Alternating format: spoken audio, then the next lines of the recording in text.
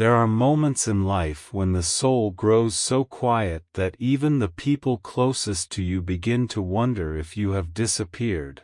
Not physically, not visibly, but in the deeper and more essential way that matters most in love.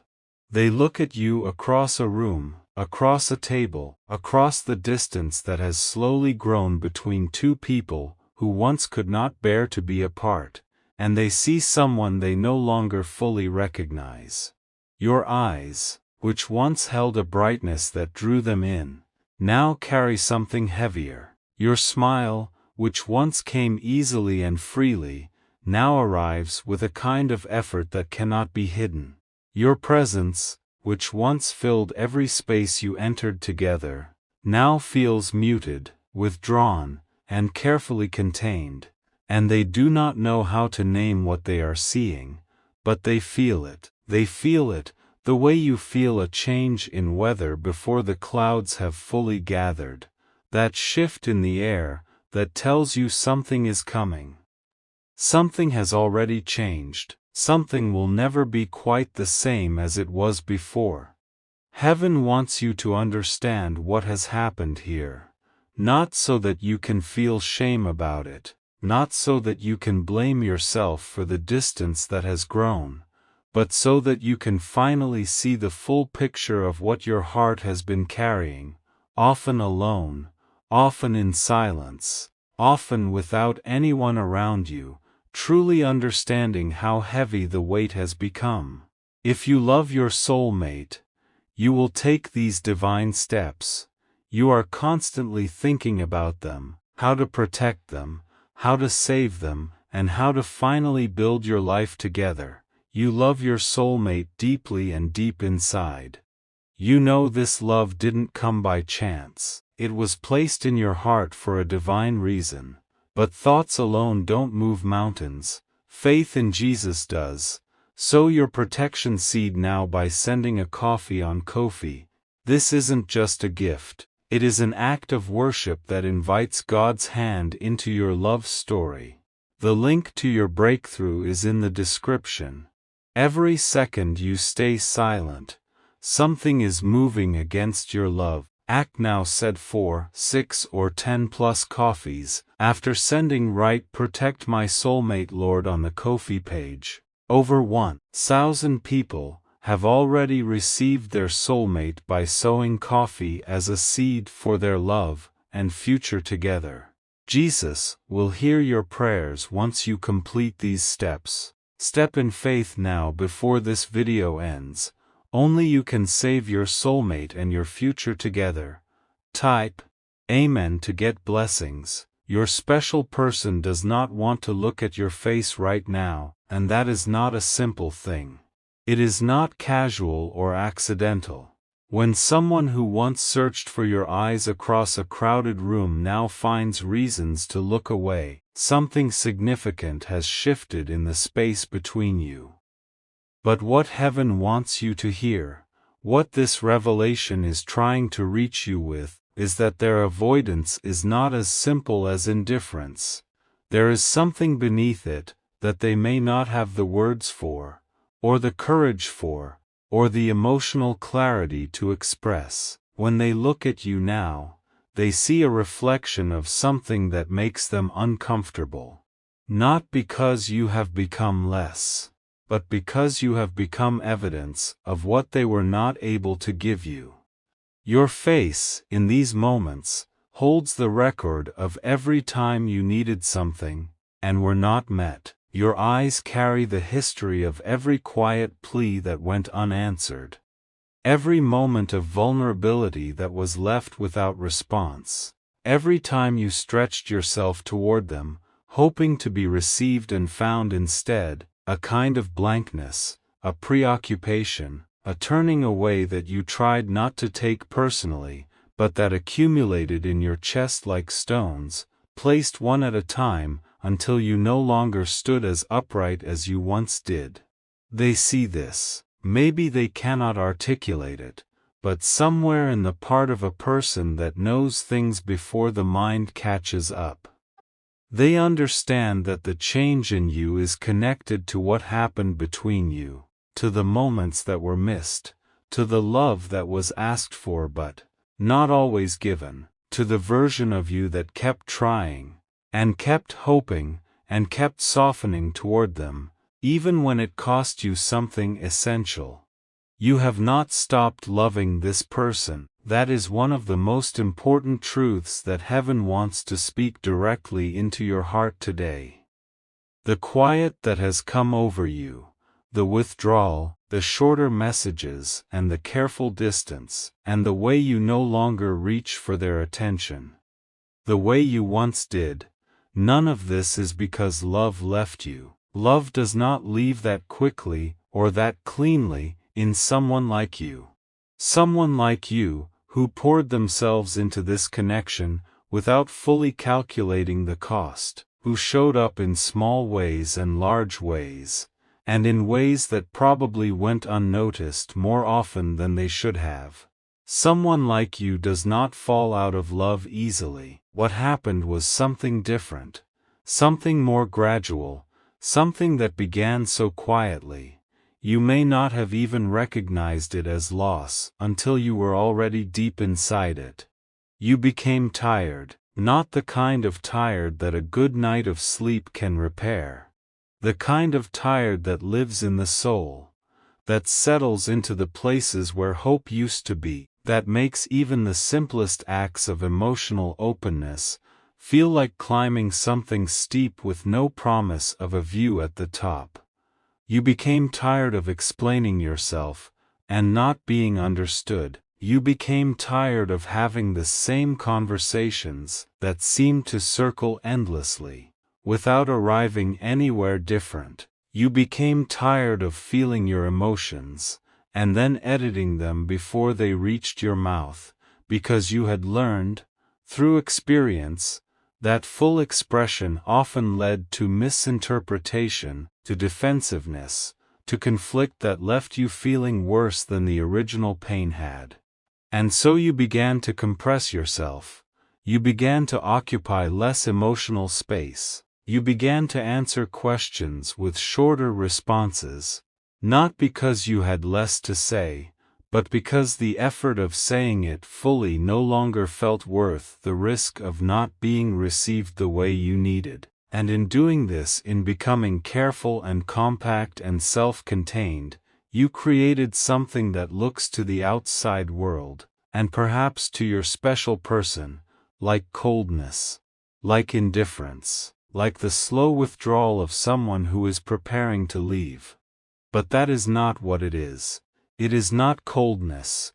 It is the natural result of someone who has been warm for so long, who has given heat without receiving it, who has been the one holding the flame even in wind and rain, finally finding that there is only so much warmth a person can generate alone, before they must pull their coat tighter around themselves, just to survive. Your special person has been watching this change happen. Even if they have not spoken about it, even if they have not found a way to bring it into conversation, they have been watching. They notice the way you used to text them at odd hours, just because something made you think of them, and how that has slowed to almost nothing. They notice that when you are together, you are present in body, but that something essential in you is somewhere else, somewhere unreachable, somewhere that they suddenly do not have access to the way they once did. They notice that the arguments have not stopped, but that you no longer fight with the same urgency, the same desperation to be understood, the same need to reach a resolution. And to them, that quieter version of conflict may feel even more alarming than the louder version, because at least, when you fought with passion, it meant you still believed something could change. The quiet has a different feeling.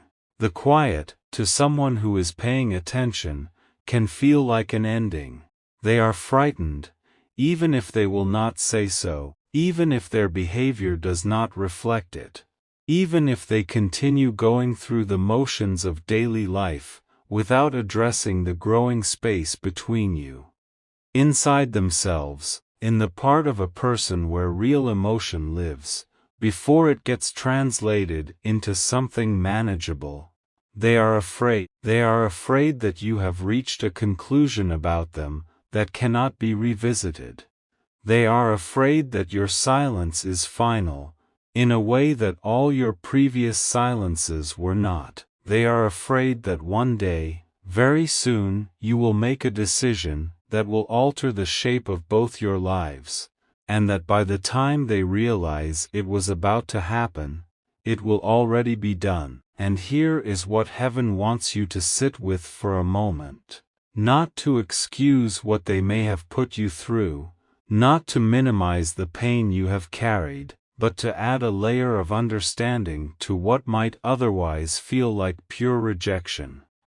When your special person avoids looking at your face, when they find reasons to be elsewhere in the room, or elsewhere in the conversation, there is sometimes a very specific reason beneath it, that has nothing to do with not caring. Your face has become a mirror, and what that mirror shows them is something they are not yet ready to fully confront. It shows them the evidence of their own failures in love, not necessarily dramatic betrayals, but the quieter and sometimes more damaging ones. The times they chose distraction over presence, the times they let their pride prevent them from offering comfort. The times they saw you reaching for them, and found reasons to be unavailable, the times they took your consistency for granted, because they had come to believe that you would always be there, that your love was something they could return to, whenever it became convenient, that you were patient enough, and forgiving enough, and devoted enough, that nothing they did would actually push you too far. They were wrong about that. Not because you stopped loving them, but because you are human. Because there is a limit to how long any person can give without receiving. Because devotion, however deep and genuine, is not infinite when it is not met. You reached the place that every generous heart eventually reaches, when the giving is too one-sided. That place where the heart must finally choose between the relationship and itself, where continuing to pour out becomes physically and emotionally impossible, because the vessel has been emptied. This does not make you a failure. This does not mean you gave up too easily, or loved them improperly, or asked for too much. What it means is that you are someone who knows how to love deeply, and who deserved to have that depth honored. You deserved a love that matched your own in effort and attention and care. You deserved a partner who noticed your quietness before it became permanent, who asked about your inner world and genuinely waited for the full answer, who saw your efforts and named them, who met your vulnerability with their own, instead of retreating behind walls that you were somehow expected to scale alone every single time. You are someone who smiled through pain, because you wanted to protect the peace between you. You are someone who said, "It was fine" when it was not fine.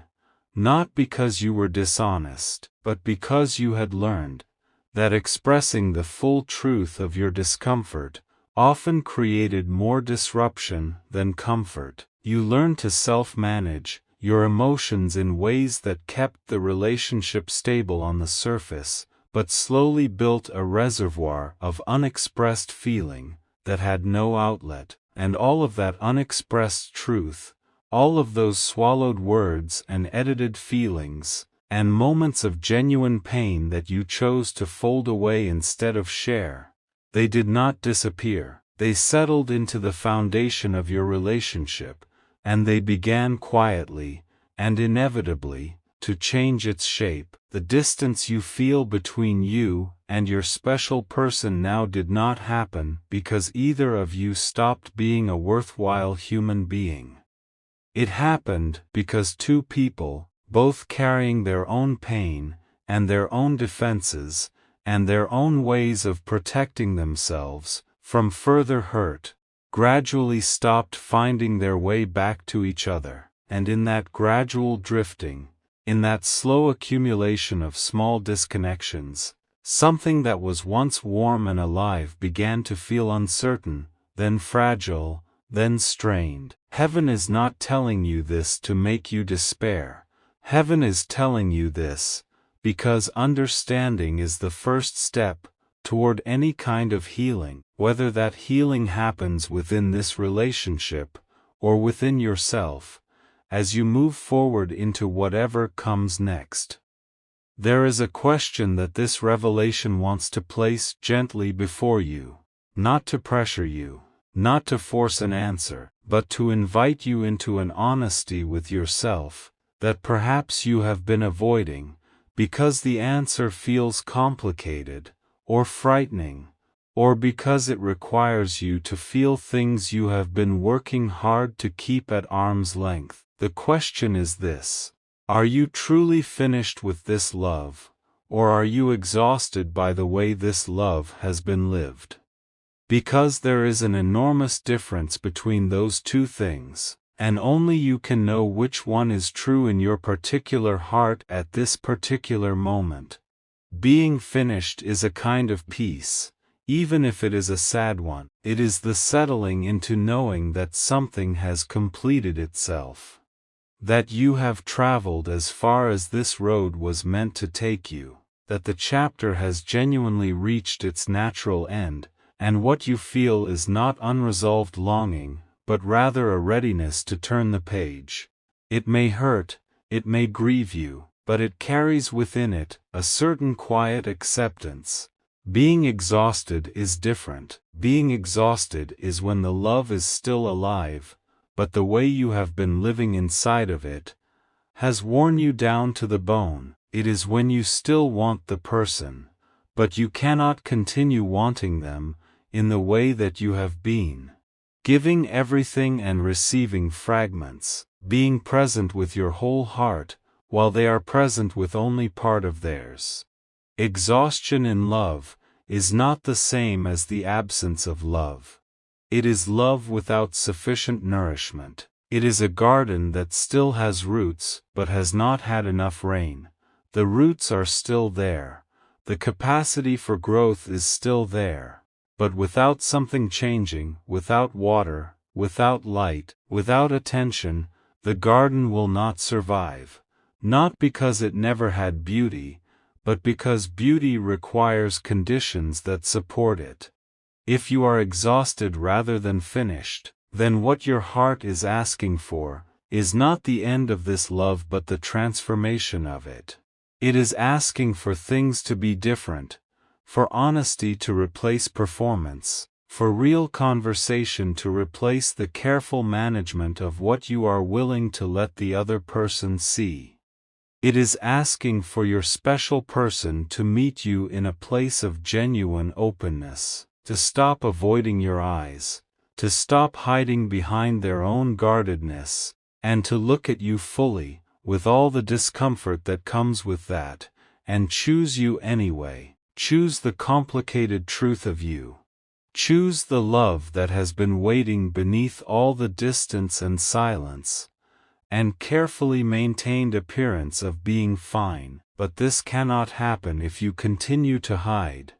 As much as your withdrawal has been understandable, as much as it has been a form of self-protection that made complete sense, given what you experienced, it has also become a barrier. Your silence, which began as a way to protect yourself, has now become something that keeps both of you from moving toward the truth. You both need to speak. And no connection can heal within a structure of mutual avoidance. No two people can find their way back to each other when both are waiting for the other to move first, when pride and fear and exhaustion form a triangle around something that might still be salvageable. If only someone were brave enough to speak plainly. Heaven is asking you to consider what it would mean to speak your truth without the edits, not in anger, not in accusation, but in the clear and steady language of someone who knows what they have felt, and is no longer willing to pretend otherwise.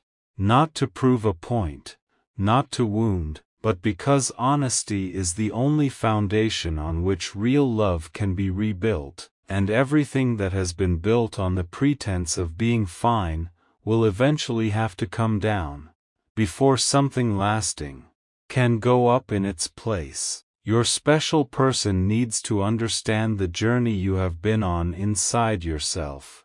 They need to understand that the person they see before them, now this quieter, more guarded, more distant version of you, did not emerge from nowhere.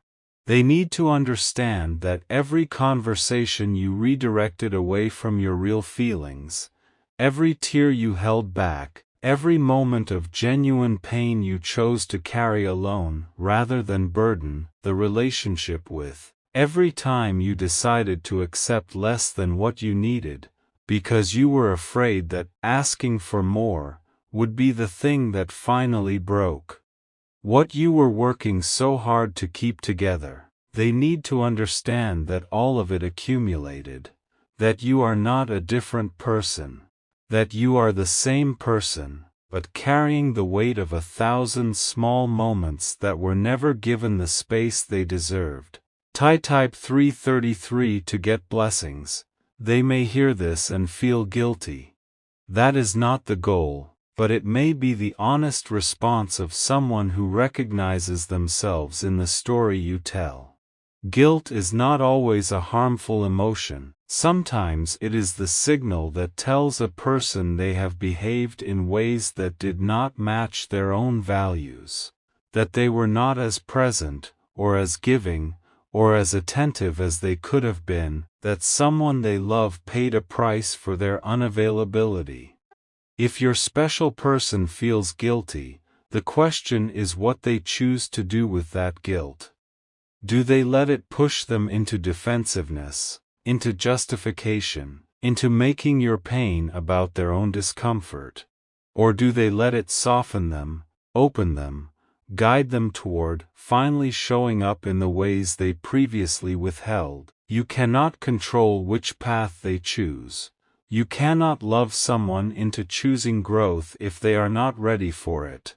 You cannot manufacture in another person the willingness to be honest, the courage to be vulnerable, the commitment to doing something differently, even when doing something differently is uncomfortable and unfamiliar, and requires them to look at themselves in ways they have been avoiding. All you can do is speak your truth, and then allow them the freedom to respond as they genuinely are. Not as you hope they might be, not as they were in the beginning when everything was easier, but as they actually are right now. And if they respond with the same patterns, the same avoidance, the same deflection, the same inability to meet you in the place of real conversation, then that response is also information. It is important information. It is information that your heart needs, in order to make a clear decision about what you are willing to continue building your life around. Heaven wants to speak now about your worth, because this is one of the places where people in painful love stories most often lose their way. When someone you love treats you as less than fully important, when they do not see you clearly, or meet your needs consistently, when you spend a long time feeling like a secondary concern in a life, where you have made them a primary one, it is very easy to begin believing that this is simply what you deserve. It is very easy to begin measuring your value through the lens of their behavior toward you, to conclude that if they are not choosing you fully, it must mean that you are not someone who deserves to be fully chosen.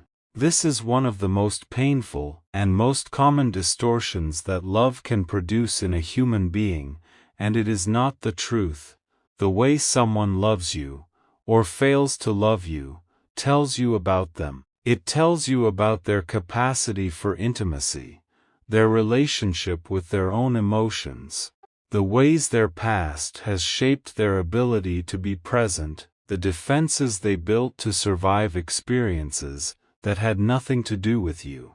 It tells you about their readiness, their growth, their fears, their patterns. What it does not tell you is whether you are worthy of love. It does not tell you whether you are deserving of presence, of attention, of being seen fully and chosen freely, and valued openly. Those things are true about you, regardless of whether the person in front of you has the current capacity to offer them. You have been measuring yourself by a faulty instrument. You have been using the distance of one person as a way of determining your own lovability. And heaven wants you to understand that this calculation has never been accurate. You were worthy before you entered this relationship. You will be worthy after it, whatever form after it takes. You are worthy right now, in the middle of all this confusion and exhaustion and quiet pain. Even when you do not feel it, even when nothing around you seems to confirm it, there is a version of you that existed before this relationship began to feel like something you had to survive. That version of you had dreams that had nothing to do with this person. That version of you had a sense of their own direction, their own inner life, their own understanding of what they wanted, and what brought them joy. Somewhere in the process of loving someone who was not fully available, in the process of trying to hold something together that kept slipping through your hands, in the process of making someone else's comfort and presence and approval the central measurement of your own peace. That version of you began to move further into the background. You began to organize your emotional life around their responses. You began to feel good when they were giving, and anxious when they pulled away. You began to find it difficult to access your own wants and feelings, independently of what they seemed to want and feel, because the relationship had become the primary lens through which you understood yourself. This is what heaven is gently, lovingly, calling you back from. You do not need to become someone who does not care. You do not need to harden yourself, perform indifference, or build the kind of walls that prevent love from entering. Those are not the tools that will serve you here. What you need is something simpler, and also something more profound. You need to come back to yourself, to the self that has interests and values and observations and feelings that exist independently of any relationship, to the self that knows what peace feels like from the inside, rather than measuring it by whether another person is currently being warm or distant, to the self that can love someone genuinely and beautifully, without that love requiring the abandonment of your own inner life. This return to yourself is not a rejection of love. It is the prerequisite for a healthy one. You cannot build a stable, nourishing, equal partnership while standing on the unstable ground of someone else's moods and availability. You cannot be fully present in a relationship when you have made yourself smaller than you actually are. The love that will sustain you, whether with this person or with someone who comes later, will be one that meets you in your full size, that does not require you to shrink, that does not benefit from your self-erasure. While you are doing this work of returning to yourself, while you are learning again how to locate your own worth from the inside, rather than the outside, allow heaven to hold the part of this story that you cannot control. Allow heaven to work in the space between you and your special person, in ways that you do not have to force or manage.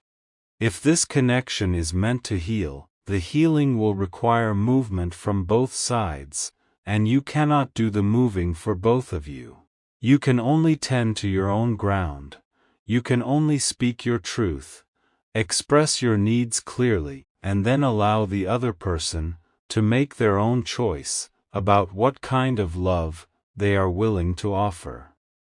There may come a moment when your special person, sitting with the reality of your distance, sitting with the absence of the version of you they had come to rely on, arrives at a kind of reckoning, a moment when the things they have avoided, looking at directly, become impossible to keep avoiding. A moment when your silence becomes louder than anything you could have said, a moment when they understand, perhaps for the first time in a clear and uncomplicated way, what they were given and how they used it, and what it cost to have it treated as anything less than precious. If that moment comes, it will require both of you to be honest in ways that are not comfortable, to speak and to listen without the armor that has been slowly assembled over all the difficult months or years that preceded this one.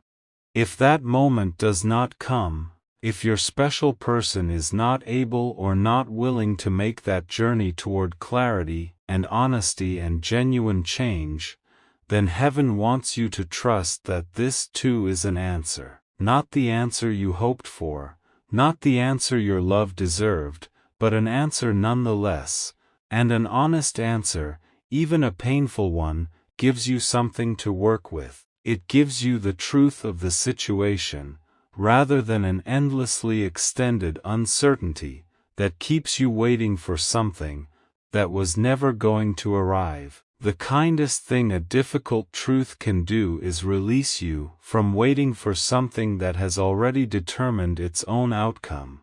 Your story is not ending. Even if this particular chapter closes, even if this specific connection does not find its way to healing, your story is not ending. You are someone who knows how to love. You are someone who showed up consistently, who offered patience and forgiveness, and the kind of steady devotion that many people search for their entire lives without finding. That capacity does not disappear. It belongs to you. It is part of the architecture of who you are, and no relationship, however painful, can take it from you, unless you allow it to. What can happen, and what heaven is actively working to prevent, is that you come out of this experience, believing that your depth was a mistake, that your openness was a weakness, that the love you gave so freely should have been withheld, protected, parceled out in careful measurements as a form of self-defense. This would be the real loss. Not the relationship, as significant as that loss is, but the loss of your own willingness to love fully, to enter a connection without complete certainty of the outcome, to offer yourself genuinely, without the guarantee of being received the way you deserve. Your depth is not the problem. The problem was that it was not matched, and the solution is not to become less deep, but to find your way to a love where depth is not a disadvantage, where your capacity for genuine feeling is seen as the extraordinary thing that it is, where the person beside you is grateful for the full truth of who you are, rather than quietly overwhelmed by it, where being loved by you feels like arriving home, rather than like standing in front of something they do not know how to receive.